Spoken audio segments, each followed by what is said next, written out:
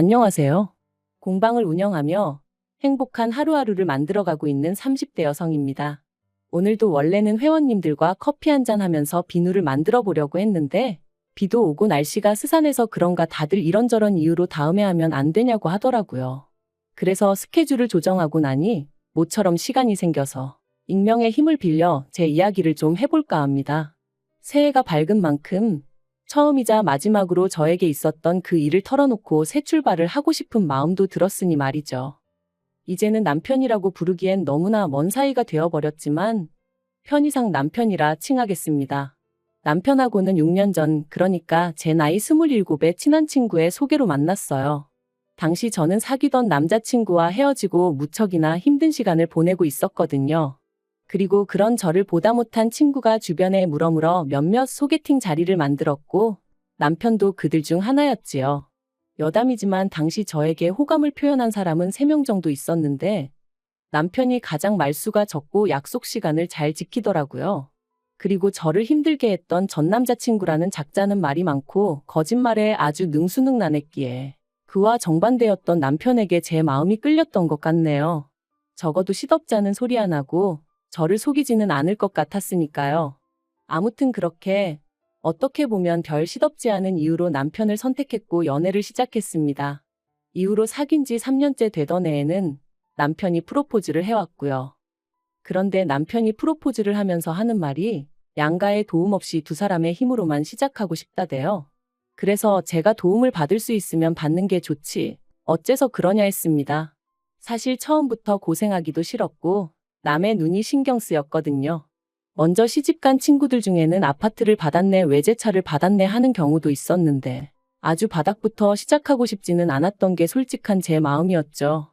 하지만 남편이 말하길 자기가 장남이기도 하고 그러니 부모님에게 부담을 드리고 싶지는 않다는 거예요.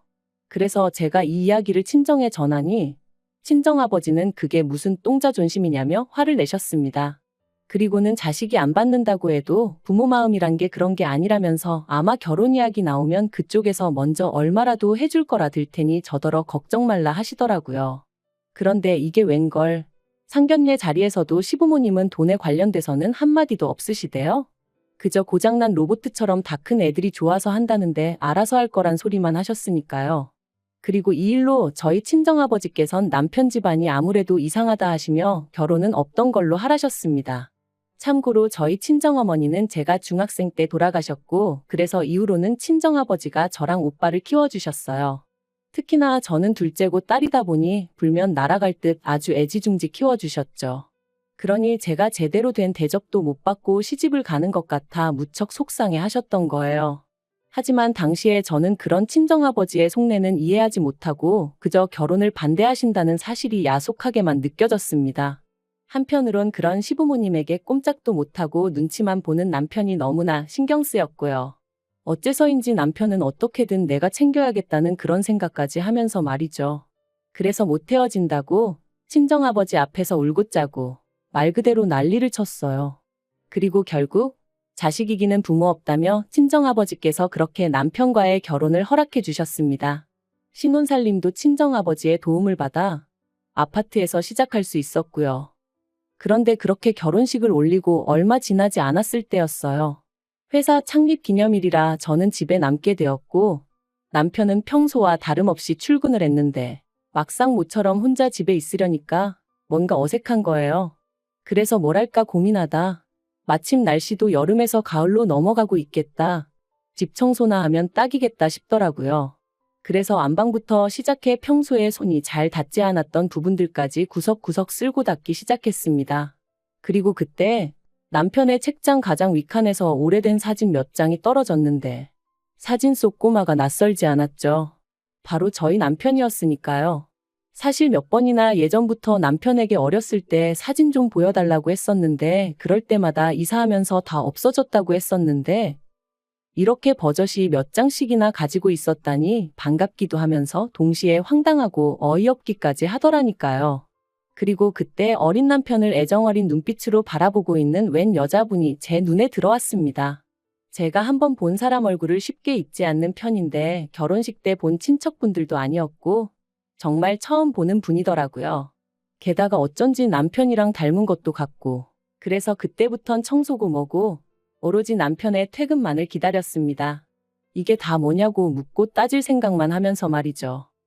이윽고 시간이 흘러 7시가 좀 넘어가니 평소와 다름없이 남편이 집에 왔고 저는 그런 남편에게 사진들을 들이밀며 이건 뭐냐고 물었어요.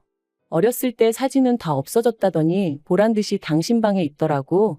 서운하고 섭섭하다 뭐 그렇게 이야기를 했던 것 같아요. 그리고는 옆에 이 여자분은 누구냐니까. 남편이 저를 한참 동안 말없이 쳐다보더니 자기가 사실 말하지 않은 게 있다면서 얘기 좀 하자더라고요. 잠깐이었지만 거실에서 식탁으로 자리를 옮기는데 오만 가지 별의별 상상이 다 되었습니다. 드라마를 너무 봤나? 말도 안 되는 생각들이 머릿속을 스치더라니까요. 그리고 그렇게 몇 분간의 시간이 흐르고 남편이 하는 말이 지금의 시어머니는 자기의 계모랍니다. 남편을 낳아주신 친어머니는 오래전 지병으로 돌아가셨고 이후로 아버님이 지금의 어머님과 재혼을 하셨다고요. 그리고 남편의 시동생은 두 분 사이에서 태어난, 그러니까 남편에게는 이복동생이었던 거죠. 제가 남편더러 나도 어머니가 안 계시단 걸 알면서 왜 말하지 않았냐 물었어요. 사실 같은 상처를 갖고 있었으니 얼마든지 서로를 위로해 줄 수도 있었을 테니까요. 하지만 남편은 장인어른은 재혼을 안 하셨지만 자기 아버지는 아니지 않냐며 저랑 자기랑 처지가 다르다고 딱 선을 긋는 거예요. 그래서 제가 더는 그 이야기는 하지 않고 아무튼 그동안 마음고생이 심했겠다. 그래서 그렇게 늘 어머님과 있으면 눈치를 보고 그랬던 거냐 물었습니다. 그런데 남편이 보인 반응이 뜻밖이었어요. 자기가 언제 어머님 눈치를 봤냐면서 자기는 그런 적 없다고 아주 펄쩍 뛰었거든요. 제가 직접 보고 느낀 게 있는데 정작 당사자가 그렇게 나오니 좀 황당하대요. 하지만 뭐 본인이 아니라 하니 더 캐묻기도 그렇고. 아무튼 이후로 남편은 자랑할 만한 이야기도 아니고 저희 친정아버지께서 이런 사실까지 아시면 절대로 결혼을 허락해주지 않으실 것 같아서 말을 못했다며 미안하다 했어요. 하지만 이건 이해하고 용서하고를 떠나서 마음이 편치가 않았습니다. 솔직히 제가 남편하고 결혼까지 약속했던 건 남편의 정직함 때문이었거든요. 그런데 남편이 작정하고 저를 속인 건 물론이고 제가 사진을 발견하지 못했다면 끝까지 말하지 않았을 것 같은 게 생각할수록 화도 나고 실망스러웠죠. 하지만 이제 와서 시시비비를 가리자니 그것도 쉽지 않고 그래서 더는 나를 속이지 말라고 그 한마디만 하고 가슴속에 묻고 가기로 했네요. 한편 어쨌든 남편을 낳아주신 친어머니는 아니셨어도 길러주신 어머님이셨으니 이후로도 저는 제 할 도리는 하려고 했습니다. 하지만 어머님께서는 하루하루 시간이 지날수록 저희에게 바라시는 게 많아지셨어요. 특히나 금전적인 부분에서 요구하시는 게 늘어만 갔는데 알고 보니 그 이유가 결혼 전에는 어머님이 남편의 월급 통장을 갖고 계신 적도 있었고 어머님이 뭐 필요하다 갖고 싶다 하시면 남편이 대부분 다 해드렸던 모양이더라고요. 그런데 남편이 저와 결혼하면서 경제권을 아예 저에게 넘겨줬다 보니 더는 전처럼 어머님의 요구사항을 들어드리지 못하게 된 거였죠. 참고로 경제권을 제가 가져오게 된 건 결혼 허락받고 전세집을 구하는 과정에서 남편이 모아둔 돈이 형편없이 적다는 사실을 알게 되면서였어요. 제가 그렇게 직장 생활하면서 번 돈을 도대체 다 어디다 썼냐 물으니 모른다고만 해댔고 그러니 경제권을 제가 안 가져올 수가 없었네요. 아무튼 결국 이 일로 저는 남편과 결혼한 지 1년 만에 어머님과 크게 부딪히게 되었습니다. 어머님께서 남편이 비록 저랑 결혼하긴 했어도 여전히 당신 아들이라 하시며 남편 통장을 내놓으라 하셨거든요. 당신이 월급 관리를 해줄 테니 저더러 생활비를 타서 쓰라면서 말해요. 그리고 저는 그게 말이 되냐? 절대 못 드린다 하고 버텼어요. 그렇게 남편 주머니 사정이 걱정되시는 거면 결혼하기 전에 좀 챙겨주시지 그러셨냐고. 지금은 제가 있으니 안 해주셔도 된다, 관심 끄셔도 된다 쏘아붙였죠. 그랬더니 나중엔 아버님까지 나서셔서는 어디 며느리가 시어머니 말에 토를 다냐 하시며 저를 꾸짖으셨는데 솔직히 두 분 다 제 눈에는 그저 추하고 탐욕스러워 보일 뿐이었습니다. 하지만 더욱 저를 힘들게 했던 건 남편이 보인 반응이었어요. 남편이 돈 몇 푼 때문에 부모님 마음을 상하게 해야겠냐면서 일단은 통장 드리고 나중에 부모님 마음이 풀리면 그때 다시 받아오면 되지 않겠냐는 한심한 소리나 해댔으니까요. 그리고 이후로도 제가 남편을 지켜본 결과 남편은 어머님 아버님, 특히나 그 중에서도 어머님에게 어떻게든 인정을 받고 싶은 욕구가 있어 보였습니다. 이렇게 표현하자면 뭐하지만 어떤 의미로는 짝사랑을 하는 남학생 같았다고 해야 할까요? 어떻게 하면 어머님 마음을 상하지 않게 할까? 어떻게 하면 어머님이 더 좋아하실까? 하지만 어머님이 남편을 대하는 태도는 시동생을 대하는 태도와 비교하면 정말 하늘과 땅 차이였거든요. 가령 온 가족이 모여 식사를 할 때도 남편 앞에는 온통 김치에 나물 반찬, 밥도 어떨 땐 누른밥. 하지만 시동생 밥은 늘 윤기가 잘잘 흐르고 그 앞에는 불고기며 뭐며 누가 봐도 메인 메뉴다 싶은 게 놓여 있었죠. 그래서 한 번은 제가 그 불고기 접시를 가져다 저희 남편 앞에 옮겨놨어요. 그랬더니 대번에 어머님이 저더러 뭐하는 짓이냐고 짜증을 내시길래 저희 남편도 불고기 좋아한다고 했죠. 그러자 어머님이 남편더러 너 이거 좋아하냐고 물으셨는데 남편이 대번에 자긴 안 먹어도 된다면서 저더러 괜히 왜 오바하냐 그러더라니까요. 그리고 이후로도 이와 비슷한 일은 몇 번이나 있었고 그럴 때마다 오로지 어머님 기분만을 살피는 남편을 보고 있자니 안쓰럽고 한편으론 섭섭한 생각에 제 속만 까맣게 타들어갔네요. 하지만 그럼에도 불구하고 저는 그런 남편을 어떻게든 지켜주고 싶었어요. 남편에게 진짜 가족이 뭔지 알려주고 싶었죠. 하지만 남편은 끝까지 제 마음을 알아주지 않았는데 재작년 여름이었습니다. 모처럼 고향에서 열리는 동창회에 다녀오신다며 친정아버지께서 1박 2일로 여행을 떠나셨어요. 평소라면 차를 가져가셨을 테지만 그날은 어째서인지 고속버스를 타고 가신다 하셨죠. 그런데 이튿날 이제 곧 버스 탄다는 통화를 마지막으로 세상을 떠나셨습니다. 운전기사가 졸음운전을 하다 그만 중앙분리대를 들이받았고 그대로 반대편에서 오는 덤프트럭과 부딪혔다나요? 뉴스에도 나왔을 정도로 큰 사고였고 저도 친정오빠도 제정신이 아니었어요. 평소에도 누구보다 건강관리에 힘쓰시던 아버지셨기에 그렇게 허무하게 세상을 떠나실 거라곤 꿈에도 생각해 본 적이 없었으니까요. 솔직히 그때 일을 다시 떠올리기란 지금도 너무 괴로울 뿐입니다. 아버지 장례식까지 시간이 어떻게 흘러간 건지 무척이나 슬펐다는 것 말고는 다른 건 아무것도 떠오르지 않을 정도로요. 어느덧 장례가 마무리되고 친정오빠가 나서서 아버지 사망신고부터 시작해서 법적인 부분을 정리해 주었어요. 그리고 오빠와 제가 아버지 재산을 반반씩 물려받게 되었는데 보험금까지 더해지면서 거진 7억 가까이 되는 큰 돈을 받게 되었더라고요. 저는 이 일을 마음 같아선 남편에게조차 비밀로 하고 싶었습니다. 하지만 그게 마음먹은 대로 쉬운 일은 아니었어요. 그래서 남편에게 당신만 알고 있고 시부모님이나 시동생에게는 꼭 비밀로 하라고 신신당부를 했는데 설마 했더니 역시나 지켜지지 않았습니다. 남편이 알게 되고 일주일도 지나지 않아 어머님이 연락을 해오셨거든요. 그것도 처음 들어보는 세상 다정한 목소리로 말해요. 어머님은 이제껏 며느리랑 데이트 한번 못 해봤다는 너스레를 떠시며 저더러 만나자 하셨습니다. 그런데 막상 카페에 도착하니 그 자리엔 어머님만 나와 계신 게 아니었어요. 아버님도 시동생도 그리고 심지어 남편까지 나와 있었거든요.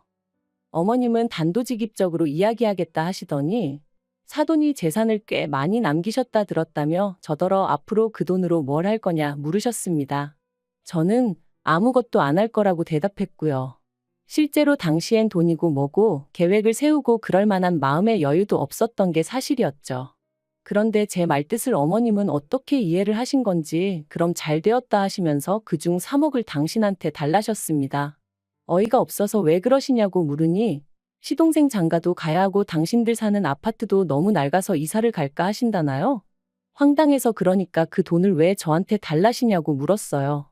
그랬더니 어머님이 남편을 쳐다보시면서 그러면 맏며느리가 돼서는 이 집에 돈 필요한 사람이 이렇게 많은데 그 큰 돈을 쥐고 모른 척 할 거냐는 거예요.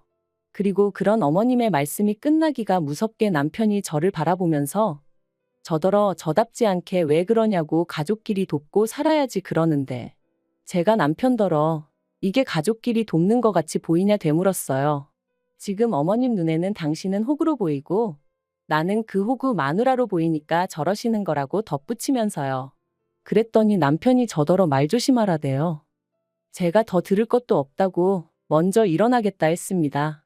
그리고는 자리에서 일어나는데 순간 어머님이 저더러 지 애비 목숨값이라 아깝다 이거지? 그러시더라고요. 아무리 저희 친정아버지가 돌아가셨다지만 지 애비는 뭐고 목숨값은 뭐란 말인가요? 순간 저도 눈이 뒤집어져서는 말이라고 아무렇게나 짓거리지 마시라 해버렸어요. 그랬더니 순식간에 남편이 제 뺨을 때렸습니다. 카페 안에 있던 사람들이 짝 소리를 듣고는 놀라서 저희를 바라보곤 웅성웅성 거리더라고요. 그리고 저도 더는 참을 수가 없어서 똑같이 남편 뺨을 때렸습니다. 마음 같아선 어머님 뺨을 날리고 싶었지만 보는 눈이 많아서 차마 그럴 순 없었네요. 그리고는 어머님께 구걸을 하러 나오셨으면 미안한 척이라도 하셔야지 그게 무슨 태도냐 했죠. 그랬더니 어머님이 남편더러 너는 배알도 없냐시며 저런 거랑 계속 살 거냐고, 네가 저거랑 계속 산다 하면 나는 너를 안 보고 살겠다 그러시는 거예요. 평소에 어머님이 매번 시동생만 챙기시고 남편은 무시하시는 게 꼴보기 싫어서 제가 더더욱 남편을 살뜰히 챙겼던 게 사실이에요. 그러니 아마도 어머님은 제가 남편을 엄청나게 좋아한다고 생각하셨던 모양입니다. 남편 없이는 못 산다 그렇게 오해를 하셨는지도 모르겠어요. 그러니 남편에게 저랑 살지 말라 하면 제가 남편한테 매달리기라도 할 줄 아셨던 건지. 하지만 솔직히 말해서 언젠가부턴 남편을 사랑한다기보단 인간 대 인간으로 안쓰러워서 챙긴 게 더 컸거든요.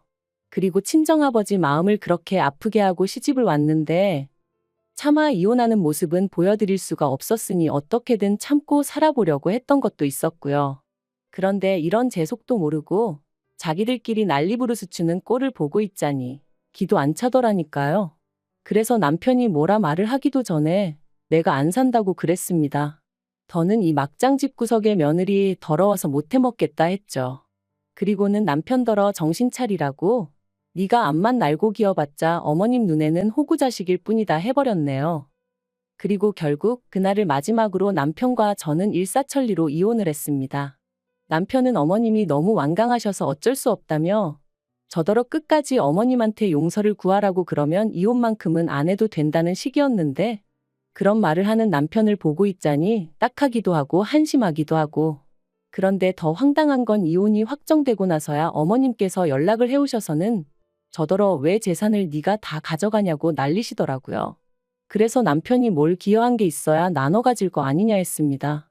처음부터 집도 저희 친정에서 해줬고 이후로 계속 맞벌이를 했는데 남편이 저보다 뭘 더 한 게 있냐고요. 그랬더니 네 애비한테 받은 돈은 왜 빼고 말하냐길래 어디 한번 제주껏 가져가 보시라고 쏘아붙여 버렸네요. 그런데 더 어이가 없는 건 그렇게 남남이 되고 반년쯤 지났을 땐가 남편에게 연락이 왔어요. 그리고는 하는 말이 자기네 형편이 어려워져서 그런데 예정을 생각해서 1억만 어떻게 좀 빌려줄 수 없겠냐는 거예요. 그래서 제가 남편더러 너 아직도 그 집 호구 노릇하고 사냐고 정신 차리라고. 그리고 예정은 무슨 너랑 살면서 좋았던 기억보다 짜증나고 열받던 기억이 더 생생하니까 건들지 말라 했죠. 그랬더니 어머님이나 자기야 그렇다 쳐도 아버님은 저한테 나쁘게 한 거 없지 않냐면서 그럼 아버님을 생각해서라도 어떻게 안 되겠냐는데 제가 그렇다고 아버님이랑 뭐 얼마나 가깝게 지낸 것도 아니었고요. 오히려 아버님이야말로 어떻게 보면 그런 어머님을 막을 수 있는 유일한 분이셨는데 중재 비스무리한 것도 한 적이 없으셨어요. 그러니 저는 아버님도 어머님만큼이나 나쁜 분이라고 생각하거든요. 그래서 남편더러 쓸데없는 소리 하지 말고 다시는 이런 걸로 연락하지 말라 했네요. 그리고 저는 아버지가 남겨주신 재산을 어떻게 하면 의미 있게 쓸 수 있을까 오랫동안 고민하다가 그간 힘들게 지냈던 게 억울하기도 하고 그래서 제 나름대로 삶의 여유와 행복을 찾고자 공방을 열었습니다. 어려서부터 손으로 조물조물 뭘 만들고 그러는 걸 좋아했는데 아버지 말씀으론 제가 돌아가신 어머니를 닮아서 그런 것 같다고 하셨거든요. 그래서 공방 일을 할 때면 그리운 부모님과 같이 있는 기분이 들기도 해요. 한편 다행히도 오픈 직후부터 지인들의 입소문 덕분에 회원들이 조금씩 늘어서 저 하나 먹고 살 만큼은 벌고 있어요. 이만하면 하늘에 계신 부모님도 저를 보고 크게 걱정은 안 하시겠죠? 이제 지난 과거는 잊고 앞으로 제가 만들어갈 행복만 생각하며 살겠습니다.